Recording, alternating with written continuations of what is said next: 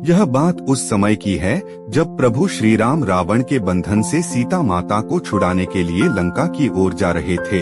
वह सारी वानर सेना के साथ समुद्र के किनारे पहुंच गए। लंका जाने के लिए समुद्र को पार करना यही एक मार्ग था। उसे पार कर लंका पहुंचना बहुत कठिन था। वहां ऐसा कोई साधन कहीं था कि इतने बड़े समुद्र को पार कर लंका पहुंचा जा सके। प्रभु श्री राम ने समुद्र से प्रार्थना की कि वह लंका जाने का मार्ग हमको दे दे। इस पर समुद्र ने उनकी नहीं सुनी। इस प्रकार 3 दिन बीत गए। समुद्र के रास्ता न देने पर श्री राम को क्रोध आ गया और समुद्र को सुखाने के लिए श्री राम ने अग्नि अस्त्र बाण को समुद्र पर छोड़ने का निश्चय किया। तभी समुद्र देवता वहां प्रकट हो गए और श्री राम से क्षमा मांगने लगे। प्रभु श्री राम बहुत दयालु थे।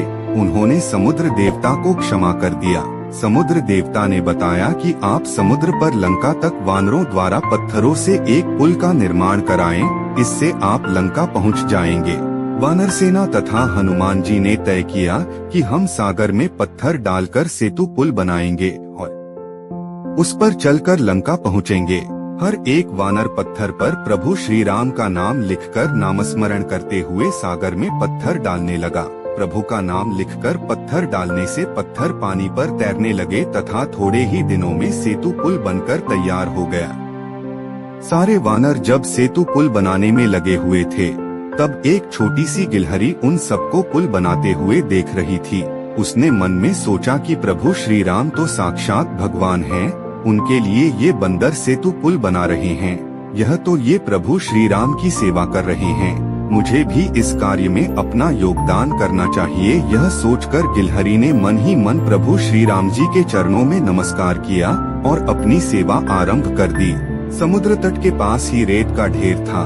गिलहरी उस रेत के ढेर पर जाती और वहां से अपने छोटे छोटे हाथों और पूंछ में छोटे पत्थर एवं रेत लेकर सागर में डालती जा रही थी। जितनी उसकी क्षमता थी उसका वह पूरा उपयोग कर श्री राम कार्य में लग गई। यह देखकर वानरों को बड़ा आश्चर्य हुआ। एक वानर ने उससे कहा, अरे तुम इतनी छोटी हो और एक एक कण रेत लाकर समुद्र में डाल रही हो, क्या तुम्हारे ऐसा करने से पुल बन जाएगा?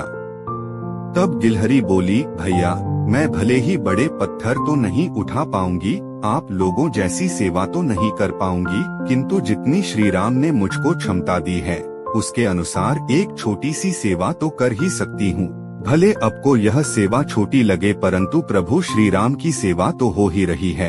आप मुझे यह सेवा करने दीजिए। ऐसा कहकर गिलहरी दोबारा रेत लेकर सागर में डालने की सेवा करने लगी।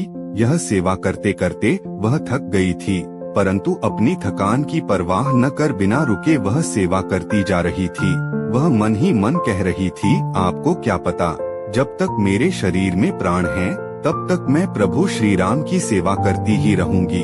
जब वह पुनः रेत लेकर समुद्र की ओर जाने लगी तभी किसी ने बड़े प्रेम से उसकी ओर देखा। बच्चों, क्या आप बता सकते हैं वे कौन थे? वे साक्षात प्रभु श्री राम थे।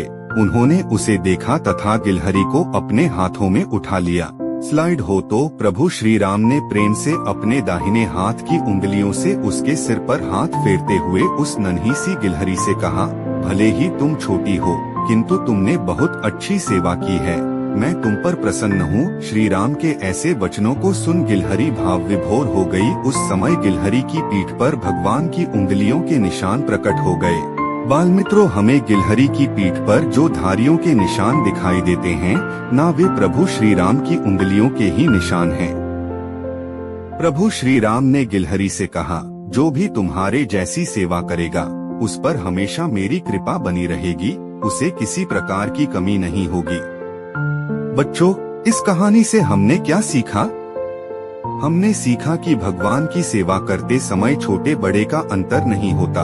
हमें भगवान की सेवा करने की लगन होनी चाहिए। हम वह सेवा किस भाव से करते हैं। गिलहरी तो कितनी छोटी थी, अकेली थी, तब भी उसने लगन और भाव से सेवा की और प्रभु श्री राम जी की उस पर कृपा हो गई। भगवान की कृपा हो जाए तो हमें कभी किसी बात की चिंता नहीं रहती। तो आज हमने यह जान लिया है कि हम पर भगवान की कृपा कैसे होगी। गिलहरी पर भगवान की कृपा क्यों हुई? जब हम भगवान की सेवा करेंगे, भले ही वह सेवा गिलहरी के समान छोटी ही क्यों न हो। हम पर भगवान की कृपा अवश्य होगी। बच्चों, सेवा का अर्थ है भगवान को जो अच्छा लगे वह काम करना, भगवान के कार्य में सम्मिलित होना। यही भगवान की सेवा है।